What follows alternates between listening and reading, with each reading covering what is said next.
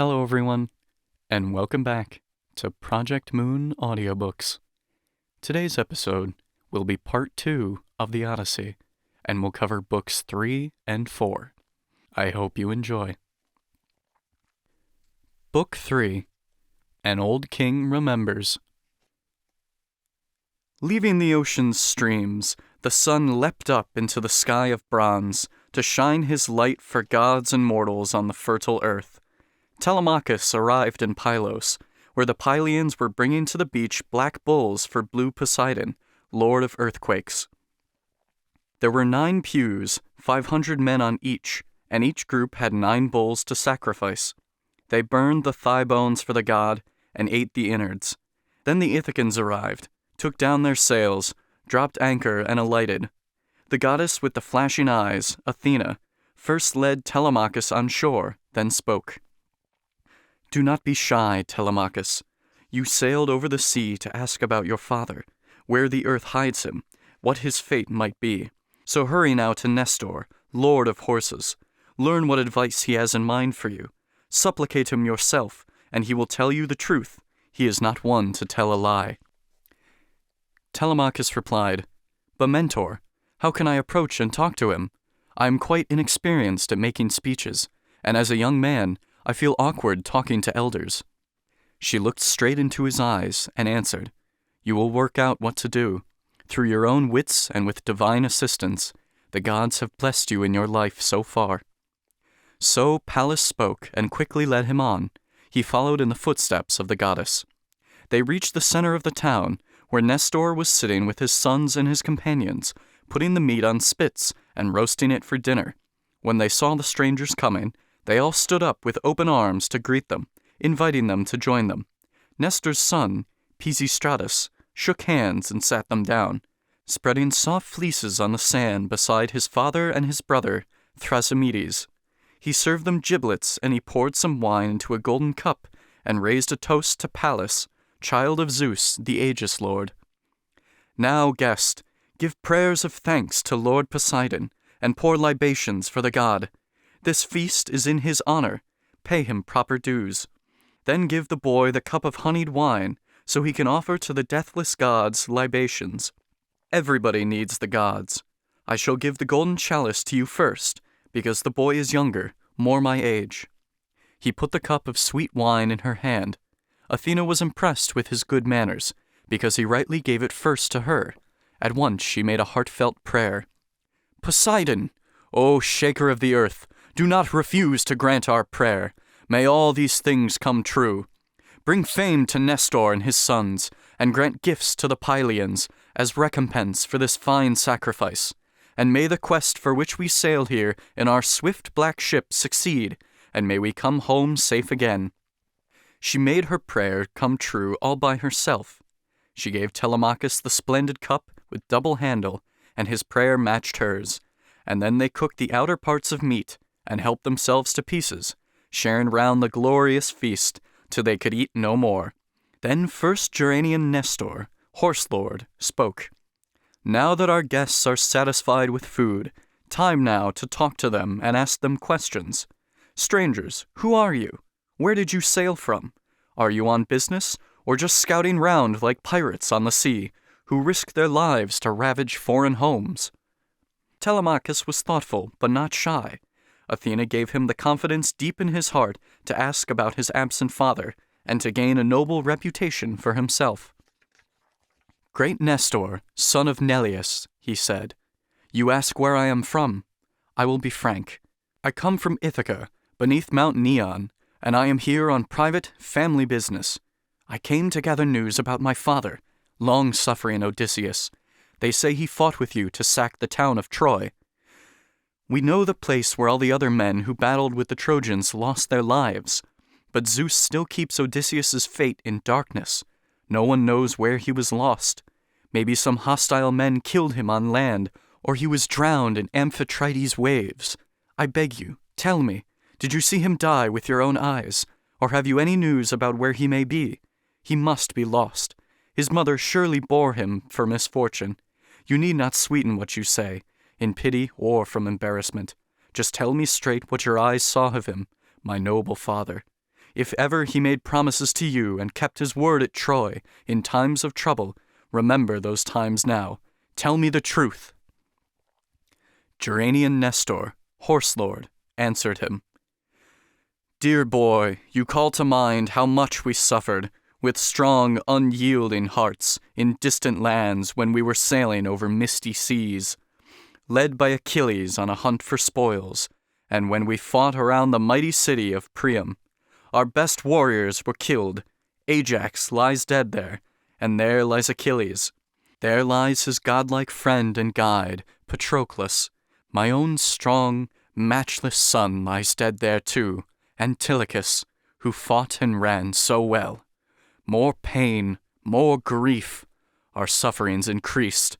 Who could recount so many, many losses? If you stayed here 5 years and kept on asking how many things the fighters suffered there, you would get bored and go back home again before the story ended. 9 long years we schemed to bring them down, and finally Zeus made our plots succeed. Odysseus, your father, if you really are his son. Well, no one dared to try to equal him in cleverness. That man was always best at every kind of trick. And seeing you, I am amazed at how you talk like him. One would not think so young a man could do it. Well, back in Troy, Odysseus and I always agreed in councils, with one mind. We gave the Argives all the best advice. After we conquered Priam's lofty town, a god dispersed the ships of the Achaeans. Zeus planned a bitter journey home for us, since some of us had neither sense nor morals. Gray-eyed Athena, daughter of the thunder, became enraged and brought about disaster. She set the sons of Atreus to fight each other. Hastily, they called the people at sunset, not observing proper norms. The men arrived already drunk on wine. The brothers told them why they called the meeting. Then Menelaus said it was time to sail back home across the open sea. But Agamemnon disagreed entirely. He wanted them to stay and sacrifice to heal the sickness of Athena's wrath. Pointless! He did not know she would not yield. The minds of the immortals rarely change.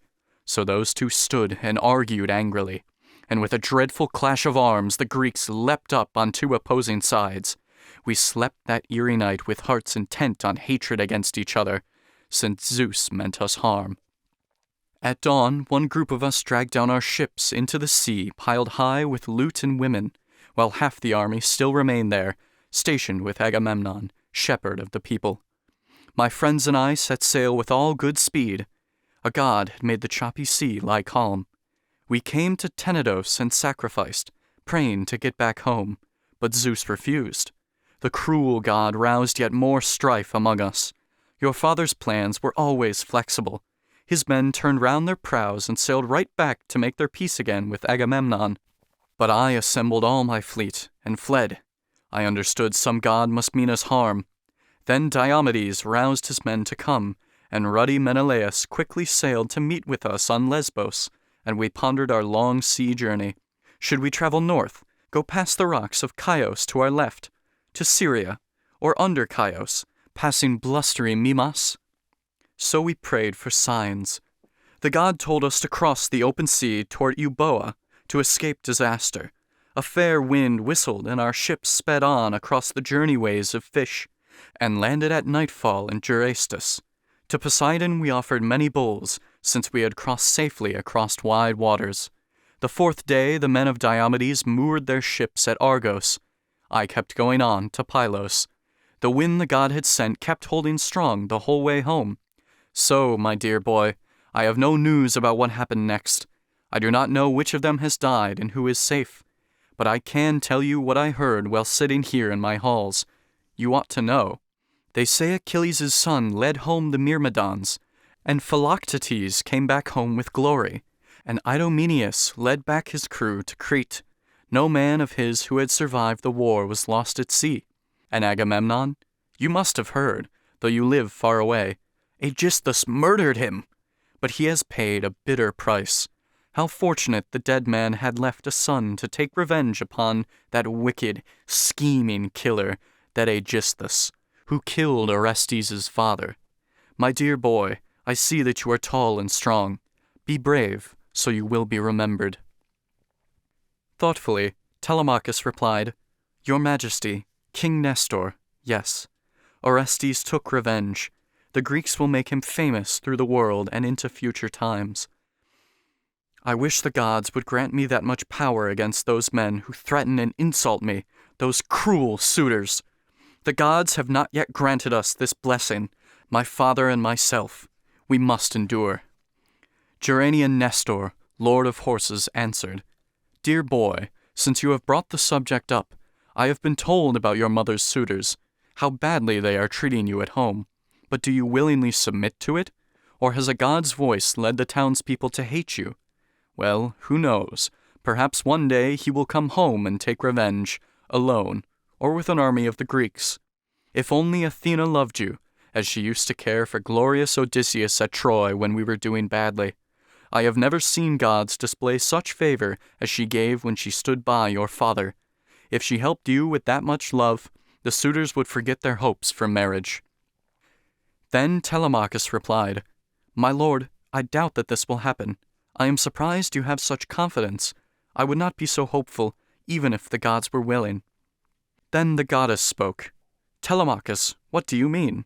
A god can easily save anyone, at will, no matter what the distance.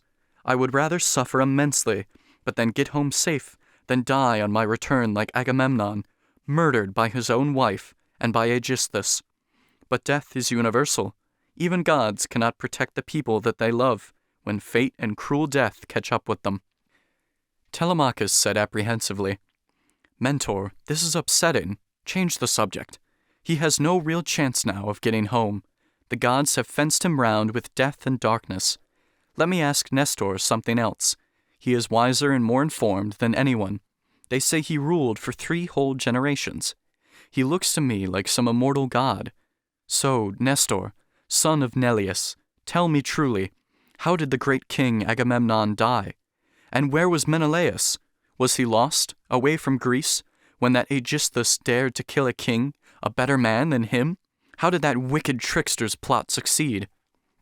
Gerenian Nestor, lord of horses, answered, "I will tell everything, though you can guess what would have happened if fair Menelaus had found Aegisthus living in his halls on his return. And even when he died, no one would bury him. He lay upon the open plain without a tomb and far from town for birds and dogs to eat. No Greek would mourn that monster.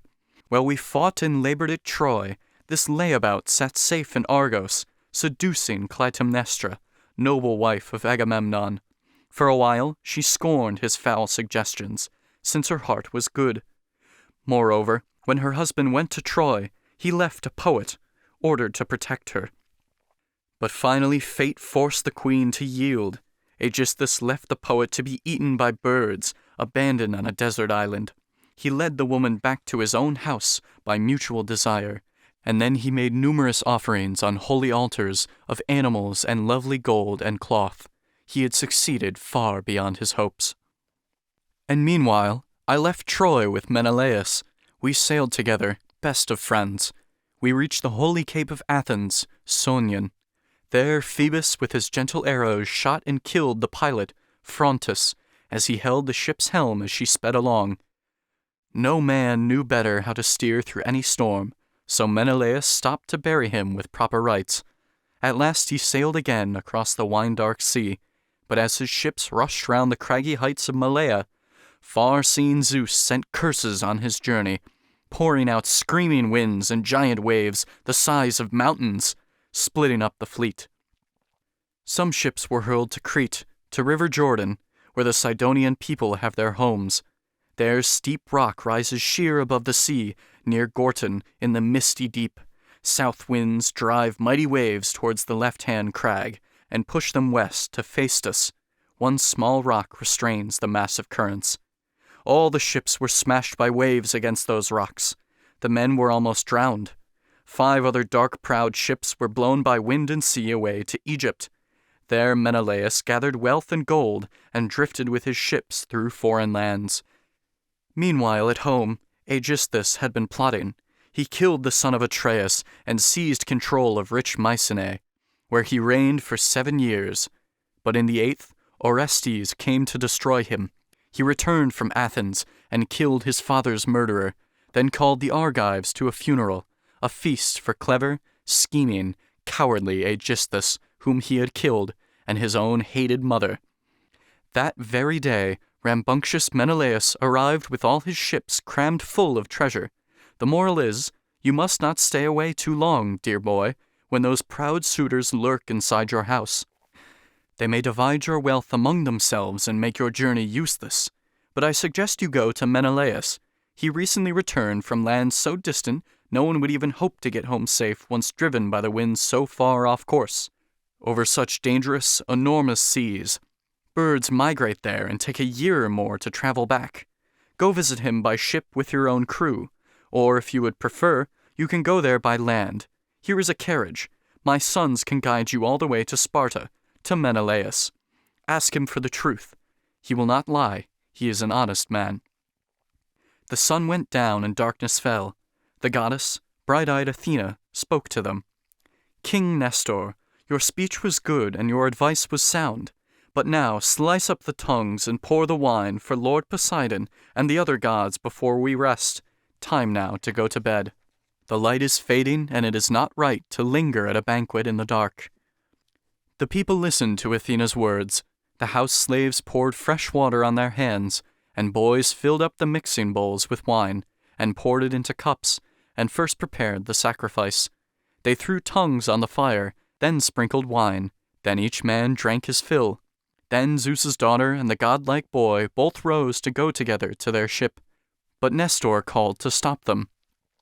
Zeus forbids it, and all the other gods who live forever. You cannot leave my house for your swift ship as if I were a poor and ragged man with so few beds and blankets in his home that neither he nor guests can sleep in comfort. I have soft quilts and blankets in abundance. The darling son of great Odysseus must not sleep on the ship's deck while I live. Not while my sons remain here in my house, ready to welcome anyone who visits. The bright-eyed goddess answered him, Old friend, you are quite right. Telemachus should do just as you say. That is a better plan. You will stay here tonight and go to sleep in your fine palace. But I must go back to tell the crew the news and keep them strong. You see, I am the oldest in our party. The rest are younger men, close friends together, the same age as our brave Telemachus. I will sleep there beside the hollow ship. At dawn I have important obligations, to visit with the great Cauconians. The boy can be your guest. Then send him off, escorted by your son. Give him a carriage, drawn by your strongest and most nimble horses. Bright-eyed Athena flew away, transformed into an ossifrage. Astonishment seized all the people watching, even Nestor. He seized Telemachus' hand and said, Dear boy, I am now sure that you will be a hero, since the gods are on your side at your young age. This was a god, none other than great Athena, true-born child of Zeus, who also glorified your noble father.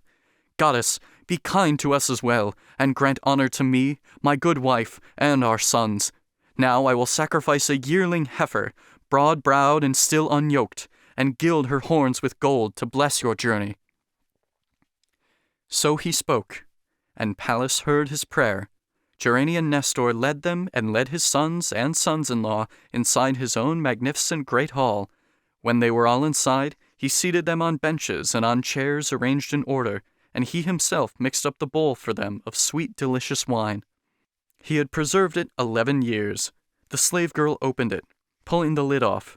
As the old man mixed, he prayed and poured libations for Athena. They all poured also, and then they drank their fill. They each went home to sleep in his own chamber. Nestor the horseman made a special bed right there for his dear friend, the warrior's son, a camp bed on the echoing portico, beside Pisistratus, the only son not living with a wife but still at home. Nestor himself slept by his wife, the queen, in a secluded corner of the palace. When newborn dawn appeared with rosy fingers, the horse-lord Nestor jumped up out of bed, and hurried down towards the polished stones that stood outside his palace, bright with oil. There Neleus used to give godlike advice, until fate took him and he went to Hades, and Nestor, guardian of the Greeks, took over the scepter. From their rooms his sons arrived to throng around him. Achephron and Stratius, Auditus, Perseus, great Thrasymedes, and strong Pisistratus the sixth. They brought godlike Telemachus to sit with them. Nestor spoke first. Dear sons, now hurry up, fulfill my wishes. First we must appease Athena, who revealed herself to me during the holy feast. Now one of you must run down to the fields to choose a cow. Let herdsmen drive her back here, and another, go to Telemachus's ship and bring the men. Leave only 2 behind. Another must bring Laerces here, who pours the gold, so he can gild the heifer's horns. You others, stay here together. Tell the girls inside to cook a royal feast, and set out seats, put wood around the altar, and clear water. At that, the sons all got to work. The cow was brought up from the field. The crew arrived from the swift, solid ship. The goldsmith came with all the bronze tools useful for his trade, hammer and anvil and well-crafted tongs, and worked the gold. Athena came to take the sacrifice. King Nestor gave the gold. The craftsmen poured it on the horns, to make a lovely offering to please the goddess. Stratius and Achephron together led the heifer by the horns. Auditus came and brought a water bowl adorned with flowers, and in his other hand a box of grain. Strong Thrasymedes stood nearby and held a sharpened axe, prepared to strike the cow. Perseus held the blood bowl. Nestor started to sprinkle barley groats in ritual water, and as he threw the hares into the fire, he said prayers to Athena. When the rites were finished, mighty Thrasymedes struck. The axe sliced through the sinews of the neck. The cow was paralyzed. Then Nestor's daughters and his sons' wives and his own loyal queen, Eurydice, began to chant. The men hoisted the body, and Pisistratus sliced through her throat. Black blood poured out. The life was gone. They butchered her, cut out the thighs, all in proper place, and covered them with double fat and placed raw flesh upon them. The old king burned the pieces on the logs and poured the bright red wine. The young men came to stand beside him holding 5-pronged forks.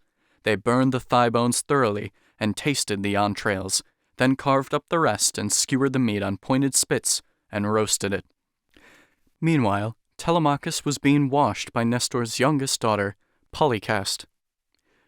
When she had washed and rubbed his skin with oil, she dressed him in a tunic and fine cloak, and he emerged. His looks were like a god's. He sat by Nestor, shepherd of the people. The meat was roasted and drawn off the spits. They set to eat, while trained slaves served the food, pouring the wine for them in golden cups. After their hunger and their thirst were gone, Gerenian Nestor, horse lord, started talking. My sons, now bring 2 horses with fine manes and yoke them to the carriage, so our guest can start his journey. They obeyed at once, and quickly latched swift horses to the carriage. One of the house girls brought out food and wine and delicacies fit to feed a king. Telemachus got in the lovely carriage. Pisistratus, the son of Nestor, followed, and sat beside him, taking up the reins, and whipped the horses. Eagerly they flew off for the open plain, and left the town. All day they ran and made the harness rattle. At sunset, when the streets grew dark, they came to Phyrae, to the home of Diocles, son of Ortilochus. Alpheus was his grandfather. They spent the night as guests. When rosy-fingered dawn came bright and early, they yoked the horses to the painted carriage and drove out from the gate and echoing porch. At a light touch of whip, the horses flew. Swiftly they drew towards their journey's end, on through the fields of wheat, until the sun began to set and shadows filled the streets. Book 4. What the Sea Gods Said. They came to Sparta, land of caves and valleys, and drove to Menelaus's house. They found him hosting a wedding feast for many guests to celebrate his children's marriages. In Troy he had declared that he would give his daughter to Achilles' son, who ruled the Myrmidons. Now he was sending her, with dowry gifts of horse-drawn chariots. The gods had made the marriage come to pass, and he was welcoming a Spartan bride, Alector's daughter, for his well-loved son, strong Megapenthes, mothered by a slave. The gods had given Helen no more children after the beautiful Hermione, image of Aphrodite all in gold. Neighbors and family were feasting gladly under the king's high roof. The bard was singing and strumming, and 2 acrobats were spinning and leading them in dance. Telemachus and Nestor's son stopped by the palace doors and held their horses. Menelaus's guard, Eteoneus, ran out and saw them there, and then hurried back inside to tell his master. "Your Majesty, there are 2 men outside, strangers who seem like sons of Zeus.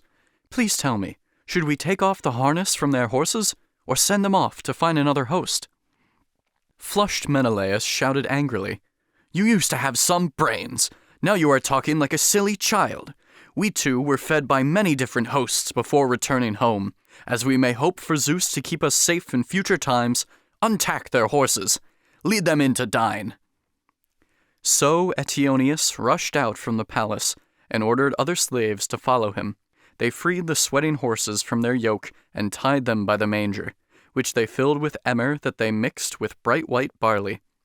They leaned the carriage up against the wall and led their guests inside the godlike house. The boys looked round the palace in amazement. The lofty halls of famous Menelaus shone like the dazzling light of sun or moon. When they had satisfied their eyes with staring, they went to take a bath in polished tubs. The slave girls helped them wash and rubbed them down in olive oil, then dressed them in wool cloaks and tunics, and then seated them beside the son of Atreus, King Menelaus. A house-girl brought a basin made of silver, and water in a golden jug. She poured it over their hands to wash, then set a table of polished wood beside them, and a humble slave girl brought bread and many canapes, a lavish spread. The carver carried platters with every kind of meat, and set before them cups made of gold. Then ruddy Menelaus welcomed them both and told them, "Help yourselves, enjoy the food. When you have shared our meal, we will begin to ask you who you are. Your fathers must be scepter-bearing kings. The sons of peasants do not look like you." With that, he took the dish of rich roast meat, cut from the back, which was his special meal, and offered it to them. They reached their hands to take the food set out in front of them. After their thirst and hunger had been sated, Telemachus turned round to Nestor's son, ducking his head so no one else could hear. "Pisistratus, dear friend, do you see how these echoing halls are shining bright with bronze and silver, gold and ivory and amber? It is as full of riches as the palace of Zeus on Mount Olympus. I am struck with awe." When Menelaus heard his words, he spoke to them in turn. His words flew out. "No mortal, my dear boys, can rival Zeus. His halls and home and property are deathless. Some man may match my wealth, or maybe not. I suffered for it. I was lost, adrift at sea for 8 long years. I traipsed through Cyprus, Phoenicia, Egypt, Ethiopia, Sidon, and Araby, and Libya, where lambs are born with horns. Their ewes give birth 3 times a year. The master and his slave have milk and cheese and meat. The flock provides sweet milk year-round.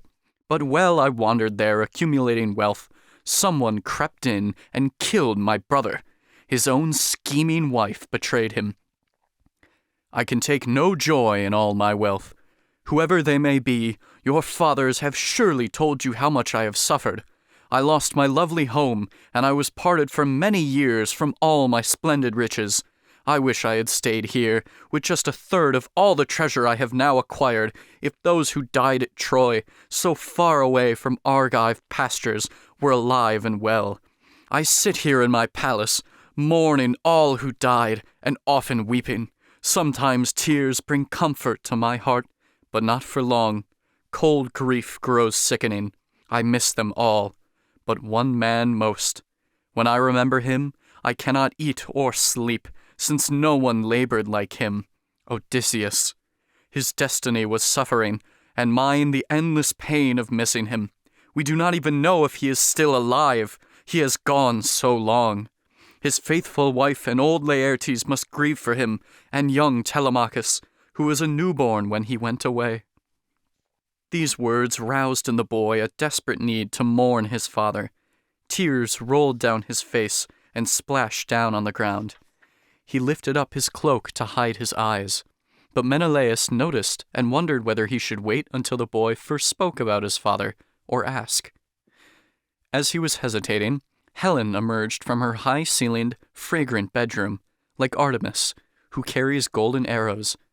Adraste set a special chair for her. Alcippe spread upon it soft wool blankets, and Philo brought a silver sewing basket given to her by Alcandre, the wife of Polybus, who lived in Thebes, in Egypt, where people have extraordinary wealth. He gave 2 silver tubs to Menelaus, a pair of tripods, and 10 pounds of gold. His wife gave other lovely gifts for Helen, a golden spindle and this silver basket on wheels. The rims were finished off with gold. Philo, her girl, brought out that basket now, packed full of yarn she had already spun. A spindle wound around with purple wool was laid across it. She sat down and put her feet upon a stool, and asked her husband, "Do we know who these men are, Menelaus, who have arrived here in our house? Shall I conceal my thoughts or speak? I feel compelled to say, the sight of them amazes me. I never saw 2 people so alike as this boy and Telemachus, the son of spirited Odysseus, the child he left behind, a little newborn baby, the day the Greeks marched off to Troy, their minds fixated on the war and violence. They made my face the cause that hounded them." High-colored Menelaus answered, "Wife, I saw the likeness too. Odysseus had hands like those legs, that hair, that head, that glancing gaze. And when I spoke just now about Odysseus and all the things he suffered for my sake, the boy grimaced, and floods of tears were rolling down his cheeks. He raised his purple cloak to hide his eyes." Pisistratus, the son of Nestor, spoke, "King Menelaus, you are right. This is that warrior's true-born son, just as you said. But he is shy, and feels he should not speak too boldly in your presence right away. Your voice is like a god's to us. Lord Nestor sent me to guide him here. He longed to see you to get some news from you, or some advice. A son whose father is away will suffer intensely if he has no man at home to help him. In the absence of his father, Telemachus has no one to protect him." Then Menelaus answered, "So the son of my dear friend, who worked so hard for me, has come here to my house. I always thought that I would greet that friend with warmth beyond all other Argives, if Zeus let us sail home with all speed across the sea. I would have brought him from Ithaca, with all his wealth, his son and people, and bestowed on him a town in Argos, driving out the natives from somewhere hereabouts under my rule. We would have constantly spent time together. Nothing would have divided us in love and joy, till death's dark clouds surrounded us. But I suppose the god begrudged our friendship, and kept that poor, unlucky man from home." His words made everybody want to cry. Helen was weeping, as was Menelaus.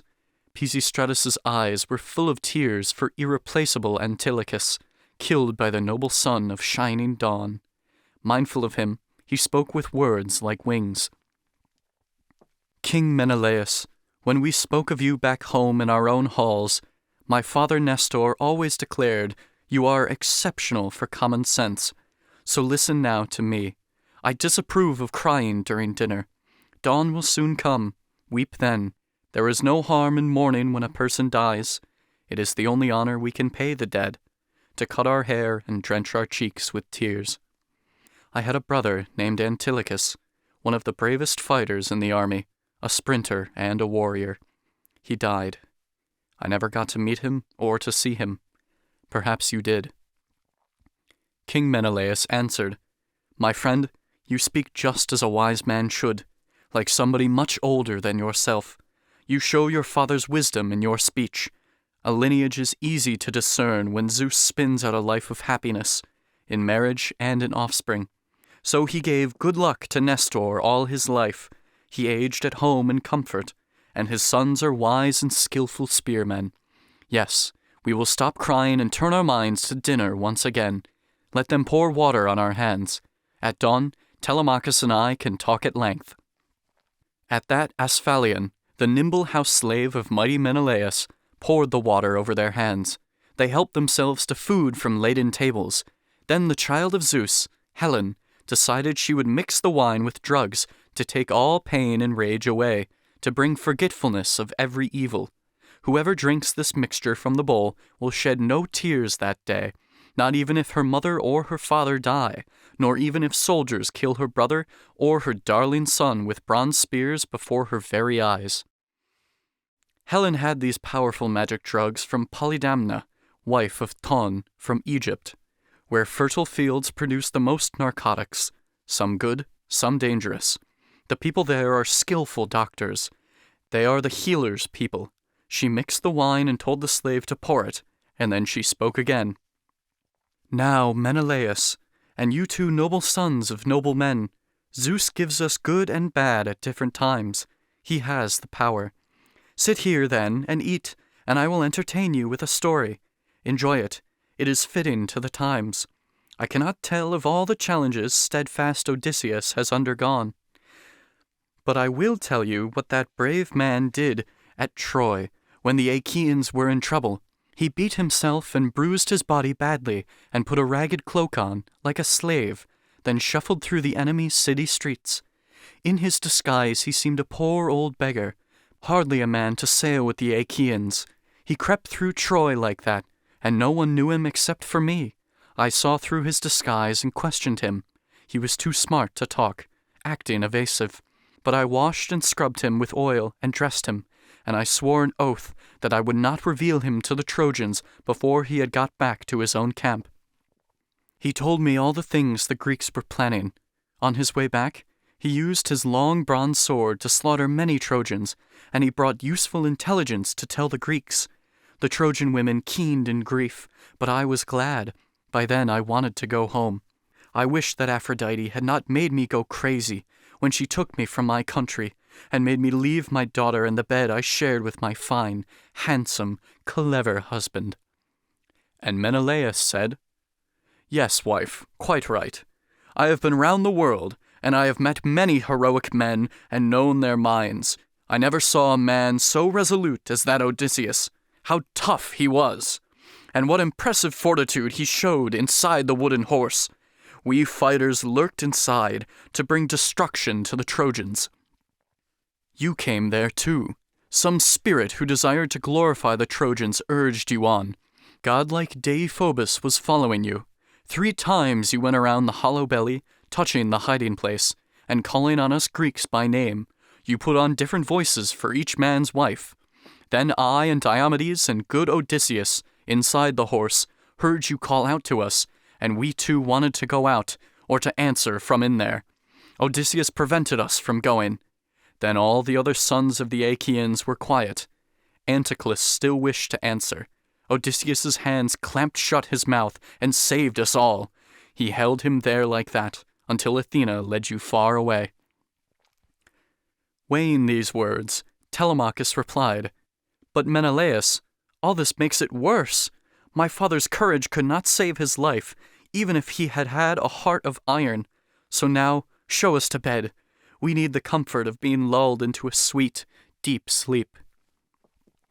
Then Argive Helen told her girls to spread beds on the porch and pile on them fine rugs of purple, and lay blankets over them, with woolly covers on the very top. The girls went out with torches in their hands and made the beds. A slave led out the guests. Telemachus and Nestor's handsome son slept in the front room. Menelaus slept far back inside the lofty house. Beside him lay marvelous Helen in her flowing gown. Soon dawn was born, her fingers bright with roses. Gruff Menelaus jumped up out of bed, got dressed and strapped his sharp sword to his shoulder, then tied his sandals on his well-oiled feet. He went out of his bedroom like a god, approached Telemachus, and spoke to him. What need has brought you here, Telemachus, to Sparta, over such expanse of sea? Private or public business? Tell me truly. Telemachus inhaled and then replied, King Menelaus, son of Atreus, I came in search of news about my father. My house is being eaten up. Our wealth is ruined. My whole home is full of men who mean me harm. My mother's loutish suitors. Each day they kill more sheep, more longhorn cattle. So I am begging you, here on my knees, tell me the dreadful news, if he is dead. Perhaps you saw it with your eyes, or heard tales of his travels. He was surely born to suffer in extraordinary ways. Please do not try to sweeten bitter news from pity. Tell me truly if you saw him, and how he was. If my heroic father ever helped you at Troy when things were bad, keep that in mind right now and tell the truth." Flushed, Menelaus shouted out in anger, "Damn them! Those cowards want to steal the bed of one whose heart is braver than their own. As when a deer lays down 2 newborn fawns, still sucklings, in the lair of some strong lion, and goes to look for pasture over slopes and grassy valleys. When the lion comes back to his own bed, he brings down doom on them. So will Odysseus upon those men. O Father Zeus, Athena, and Apollo, I pray he is as strong as when he stood to wrestle Philomelides on Lesbos and hurled him to the ground, and we all cheered. So may Odysseus attack the suitors. May all their lives be brief, their weddings cursed. As for your questions, I will not deceive you. I will not hide a single word I heard from that old sea god Proteus. Although I longed to come back home, away from Egypt, the gods prevented me, since I had failed to offer perfect hecatombs. They always desire obedience. There is an island out in the sea beside the coast of Egypt named Pharos. If a clear wind blows your ship, it takes all day to travel to that island. Its harbor has good anchorage, and there men draw dark water up and then launch off to sea. But I was held for 20 days by gods. No winds appeared to guide my ships across the water's back. All our supplies would have been gone, and all our hope. But then, a goddess, Eidothea, pitied me. The child of Proteus, the old sea god. She met me pacing sadly all alone. My men were off around the island, fishing with hooks, as usual. Hunger pinched their bellies. She stood beside me and she spoke to me. "Stranger, are you so foolish that you choose to give up and take pleasure in your pain? There is no end in sight. You have been stuck here on this island for so long. Your men grow weak at heart." I answered her and said, "Whoever you may be, for sure a goddess, I tell you I am trapped against my will. I must have sinned against the deathless gods who live in heaven. Please explain which spirit is blocking me from going across the teeming sea. Gods must know everything." The shining goddess answered me at once. "Stranger, I will be frank with you. A deathless old sea god haunts this place, named Proteus of Egypt, who can speak infallibly, who knows the depths of seas, and serves Poseidon. They say he is the one who fathered me. If you can somehow lie in wait and catch him, he will explain how you can get back home, plotting your path where fish leap through the waters. And if you wish it, Prince, he will explain what happened in your home, both good and bad, while you were gone on this long, painful journey." Those were her words. I answered, "Tell me, please, how I can trap this ancient god, so he will not see me too soon and get away. It is not easy for a man to catch a god." The goddess answered me at once, "Stranger, I will instruct you thoroughly. When the sun hits the midpoint of the sky, the old god bobs above the salty water. The breath of Zephyr hides him in dark shade. He goes to take his nap inside the caves. Around him sleep the clustering seals, the daughters of lovely Lady Brine. Their breath smells sour from gray seawater, pungent salty depths. Select the 3 best men you have on board, and when dawn breaks, I will take all of you down to the shore and set you in a line. Let me explain the old god's tricks. He will first count the seals and walk around among them. When he has counted them and checked them all, he lies down in the middle, like a shepherd among his flock of sheep. When you observe him sleeping, gather all your force and strength, and hold him there, despite his desperate struggles. In trying to escape, he will change shape to every animal on earth, and then water and holy fire. You must hold fast, unshaken, and press harder. Keep him down. At last, he will assume again the form in which he went to sleep, and he will speak and question you. Then, warrior, release your forceful hold on that old god, and ask him which god is angry with you, and the way to cross the fish-filled waters and go home." With that, she sank beneath the deep-sea waves. I went down to the ships upon the sand. My heart was surging in me as I walked. Arriving at the ships and at the shore, we made our meal. Then came immortal night. We went to sleep beside the water's edge. When dawn appeared, her fingers bright with flowers. I walked beside the spreading sea, along the dunes, and prayed intensely to the gods. Then I chose out my 3 most trusted men. The goddess dove down deep inside the sea and brought 4 sealskins up from underwater, new flayed, to help her plot against her father. She scooped out hiding places in the sand and sat to wait. We came right up to her. She laid us in a row and put a skin on each. It would have been a dismal hideout, stinking of salt-bred seals. Who would lie down to rest beside a creature from the sea? But she brought sweet ambrosia to save us. She very kindly put it in our nostrils to take away the stench of seal. We waited all morning, apprehensively, and then, out of the sea, there rose a pod of seals. They lay along the shore. At noon, the god emerged above the waves. He went among his fatted seals and counted out their number. He counted us among the first of them, suspecting nothing. Then he lay down too. With a great shout we pounced on him and grabbed him. The old god still remembered all his tricks, and first became a lion with a mane, then snake, then leopard, then a mighty boar, then flowing water, then a leafy tree. But we kept holding on, our hearts stood firm. At last, that ancient sorcerer grew tired, and then he asked of me, "Son of Atreus, what god devised this plan with you and taught you to lurk and capture me against my will? What do you want from me?" And I replied, "Old god, why do you want to throw me off? You know I have been trapped here on this island for far too long, with no way out. My heart grows faint. So tell me, gods know everything. What spirit stops my journey? And how can I get home across the watery shoals of fish?" At once he answered me and told me this: "You should have given Zeus and other gods fine offerings to speed your journey home across the wine-dark sea. It is your fate not to go home or see the ones you love until you go again to Egypt's river, watered by Zeus, and kill 100 cows to please the deathless gods who live in heaven. Then they will let you travel where you wish." I felt heartbroken that I had to cross the misty sea and go again to Egypt, a long and bitter journey. But I answered, "Sir, I will do exactly as you say. But come now, tell me this, and tell me truly. Did all the Greeks sail safely home by ship, whom Nestor and myself left there in Troy? Did any meet a dreadful death at sea, on his own ship, or in familiar arms, after the war wound up?"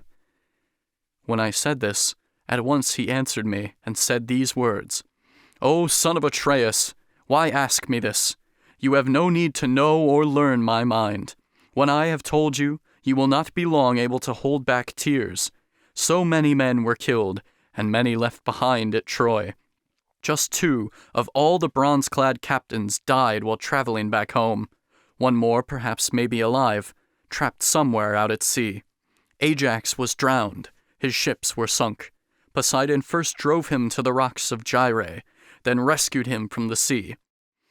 He would have lived, despite Athena's hatred, but he made a crazy boast, that he survived the waves against the wishes of the gods. Poseidon heard his rash words. At once, he seized his trident in mighty hands and hit the Gyran rock.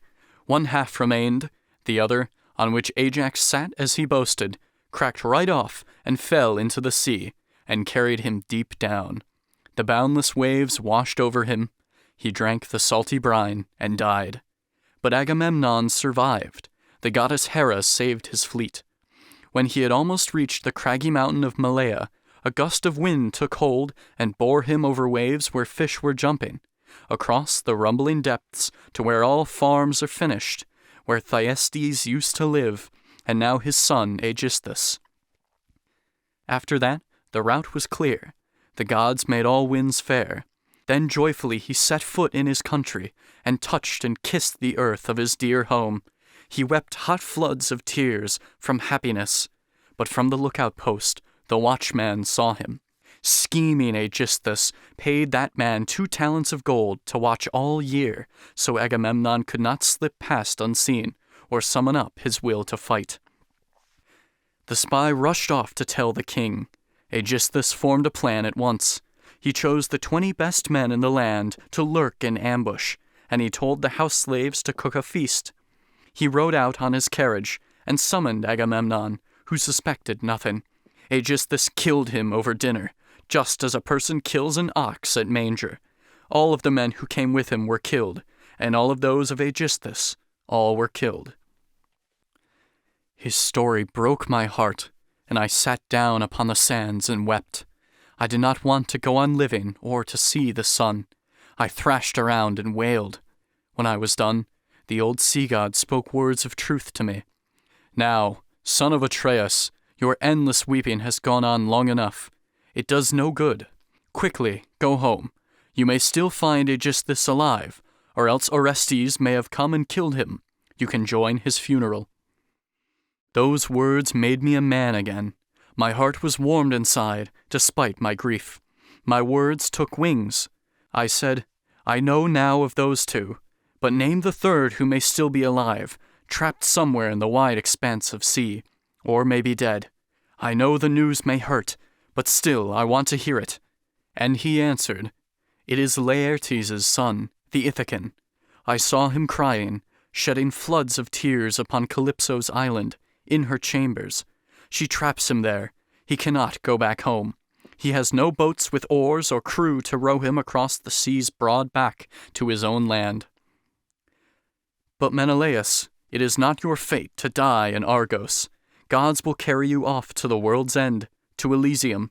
Those fields are ruled by tawny Rhadamanthus, and life is there the easiest for humans.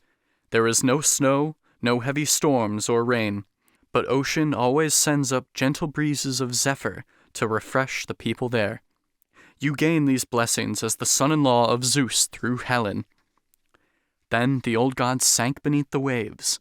I went back to my ships and godlike men, and as I walked, my mind swirled with my many thoughts. Beside the fleet we cooked and ate our meal. Then holy night came down. We slept beside the surging water. When early dawn appeared and touched the sky with blossom, first we launched the balanced ships into the salty sea, put up the masts and fixed the sails, and then the men embarked and sat on benches neatly in their lines. And then at once they struck the sea with oars. We soon reached Egypt's holy rain-fed river. We docked the ships and sacrificed the oxen. When I had quenched the anger of the gods, I built a mound to honor Agamemnon for his immortal fame. The gods at last gave me fair wind and sent me quickly home. But come now, stay with me here in my palace until 11 days or 12 have passed. Then I will send you off with precious gifts, 3 horses and a gleaming chariot, also a lovely cup, so you can pour gifts to the gods and always think of me.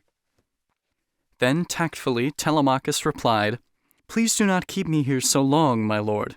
Indeed, I would be glad to stay a year. I would not even miss my home or parents. I get such pleasure listening to you. But my poor friends are surely tired of waiting in Pylos. You have made me stay too long, and for a gift, please only give me treasure. You keep your lovely horses here. I cannot transport them all the way to Ithaca. You rule these open meadows, rich in clover, white barley and wide rows, and wheat and grass. In Ithaca, there are no fields or race tracks. Though it is only fit for goats, we love it more than horse pasture. Islands out at sea have no good grazing, ours the least of all. Then Menelaus smiled and clasped his hand, and spoke to him in his loud, booming voice. My boy, your words are proof of your good blood. I will give you different gifts, just as you ask. I will give you the finest piece of treasure of all the hoard I have piled up at home, a finely crafted bowl of purest silver, with gold around the rim. Hephaestus made it, and Phaedimus, the king of Sidon, gave it to me when I was visiting his house as I was traveling home. You can have that. Such was their conversation. Then the guests entered the palace, bringing the lamb and wine that gives one confidence. The girls, all dressed in pretty scarves, brought bread for them. So went the feasting in the house of Menelaus. Meanwhile, outside Odysseus's house, the suitors were as arrogant as usual, enjoying throwing discuses and spears out on the playing field. The 2 chief suitors were sitting there, Antinous and godlike Eurymachus. Just then Noemon, son of Phronius, approached and asked a question. So do we know, Antinous, or not, whether Telemachus is coming back from sandy Pylos? He left with my ship. I need it to cross over to the fields of Elis, where I have 12 mares with mules suckling their teats and not yet broken in. I want to take and train one." They were all astonished, since they had not thought the boy was gone to Pylos, but was somewhere near, out with the sheep or pigs. Antinous said, "Tell me true, when did he go? And who went with him? Did he choose some Ithacans, or slaves and laborers? It could be either. And tell me also, did he steal the ship from you by force, or did you give it to him freely, because he asked?" Noemon, son of Phronius, replied, "I gave it freely. What could I do when someone so upset was asking me? A noble boy like that? It would have been ungracious to refuse. The young men who were with him were high class, the best in town except ourselves. I saw Mentor embark as captain, or perhaps not Mentor, but a god who looked like him. This puzzles me, that yesterday at dawn I saw a great Mentor here, though he had gone to Pylos in the ship." With that, Noemon departed for his father's house. Those leaders were furious. At once they made the suitors stop playing games and sit. Antinous spoke up with eyes bright as fire, his mind darkened with anger. "Damn! That stuck-up boy succeeded in his stupid trip. We thought he would not manage it. Telemachus has launched a ship and picked an ideal crew, despite us all. This is the start of worse. May Zeus destroy his strength before he reaches manhood. Give me a ship and 20 men, so I may watch and catch him in the strait in between Ithaca and craggy Same. A sad end to this journey for his father." All of them praised his words, endorsed his plan, and went inside Odysseus's palace. Penelope was soon aware of all the suitors' secret plots. The houseboy Medon told her, since he had been outside the courtyard and he had heard the plans they were devising. He rushed to tell her. As he stepped inside, across the threshold, she came up and asked him, "Well, boy, why have those lordly suitors sent you? To tell godlike Odysseus's girls to stop their work and make a feast for them? I hope this is their final meal. I hope they never gather elsewhere to go courting. You suitors who come crowding here are wasting Telemachus's wealth. When you were younger, you never paid attention to your fathers who told you of Odysseus's greatness. He never spoke or acted without justice among the people. Lords are mostly biased. They favor one person and hate another. But he did not. He did no wrong at all. Now your wicked deeds and plans are clear. No gratitude for favors from the past." Then knowledgeable Medon answered her, "My queen, I wish this were the worst of it. Now they are plotting even greater ruin. May Zeus ensure it never comes to pass. The suitors want to kill Telemachus with sharp bronze weapons on his journey home. He went to sandy Pylos and to Sparta for word about his father." At the news, her legs grew weak, her heart sank. She was struck dumb for a time, her voice blocked as her eyes filled up with tears. At last she answered him, "But why did my son go away? There was no need to go on those swift ships that gallop like horses over miles of salty water. Did he intend to lose his name as well, and be unknown?" And Medon said, "Perhaps some god or his own heart nudged him to go to Pylos to find out about his father, if he will come back home, or if he has already met his fate." With that, he left her. Grief wrapped around her, eating at her heart. The house was full of chairs, but she could not bear to sit upright. In her bedroom doorway, collapsing on the floor, she wept and cried. Around her all her women, young and old, were whimpering. Voice thick with tears, she sobbed, "Friends, listen. Zeus has cursed me more than all the women of my family. Already I lost my noble, lion-hearted husband, most talented and brave of all the Greeks, whose fame is spread through Greece. And now the winds have taken my dear son, and no one told me that he was setting out. Shame on you all! You knew that he was leaving in that ship. Not one of you came here to wake me up. If only I had known about his journey, he would have stayed, no matter how he wanted to leave, or else have left me dead right here. Now call old Dolius, my gardener, the slave who cares for all my trees. Tell him to hurry off and sit beside Laertes, and tell him everything. He may decide to go in tears to plead with those who want to kill godlike Odysseus's son, his grandson." Then the loyal Euryclea said, Lady, sweetheart, even if you take a sword and kill me, I will tell the truth. I knew all this. I gave him what he asked for, bread and sweet wine. He made me swear an oath not to inform you till 12 days had passed, or till you heard about it and you missed him, so that you would not cry and spoil your beauty. Now have a bath, get changed into clean clothes, go with your slave girls upstairs to your room. Pray to Athena, child of Zeus the king. She may save him from death. And do not bother poor old Laertes. He has pain enough. I do not think the blessed gods despise this family. I trust that there will always be one to rule this house and rich estate. This soothed Penelope. She dried her tears, and took her bath and got dressed in clean clothes, then went up to her bedroom with her girls. She put some barley on a tray and prayed, Hear me, Athena, tireless child of Zeus. If my quick-minded husband ever gave you fat thighs of beef or lamb here in our halls, remember now and save the son I love. Protect him from the abuses of those suitors. She wailed aloud. The goddess heard her prayer. The suitors made a racket that resounded all through the palace shadows. They were boasting. This queen whom all of us have come here courting is ready now to marry one of us, and does not even know her son will die. They spoke not knowing how things really stood. Antinous declared to them, My lords, you have to stop this bragging. Quiet down, or those inside will hear it. Now get up in silence. We must go and follow through the plan we all agreed on in our hearts. With that, he picked the 20 strongest men. They went down to the seashore. First of all, they launched the swift black ship in deep salt water, set up the mast and raised the sails, and fit the oars in proper order in the straps of leather, then spread out the bright white sails. With confidence, their slaves dealt out the weapons. They moored high up the stream and disembarked. They ate there, while they waited for the evening. Penelope lay upstairs in her bedroom, refusing food and drink, consuming nothing. She wondered if her fine son would escape from death, or be brought down by those proud suitors.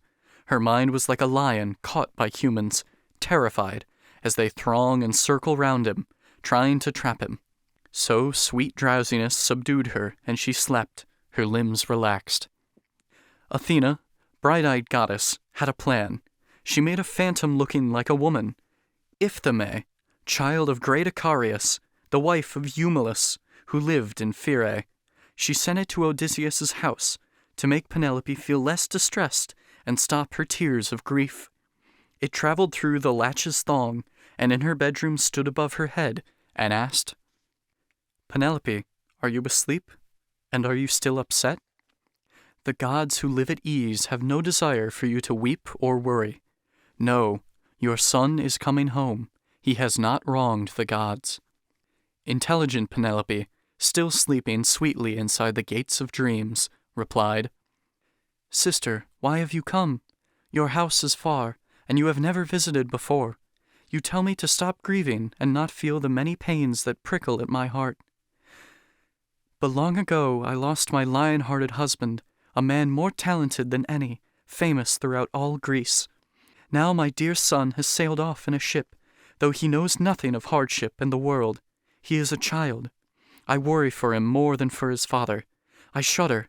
I am scared of what may happen, at sea or in the country that he went to. He has so many enemies. They plan to murder him before he reaches home. The misty phantom answered her, Have courage. Let not your heart be troubled or afraid. He has a goddess as his guide, Athena, a helper many men have prayed to have. She has great power. Pitying your grief, she sent me here to tell you all of this. Careful Penelope replied, If you are actually a god, with news from gods, tell me about my husband too, poor man. Tell if he is alive and sees the sun, or dead already in the house of Hades. The spirit said, I cannot tell you whether he is alive or dead. It is not good to speak of things intangible as wind. With that, the phantom floated through the air into the breeze, and then Penelope woke up from sleep, and she was glad at heart, because she dreamed so clearly in the night. The suitors got on board and sailed across the water, set on murdering the boy. There is a rocky island out at sea, in between Ithaca and craggy Same, called Asteris, quite small, but with a harbor to shelter ships, and there they lurked in ambush.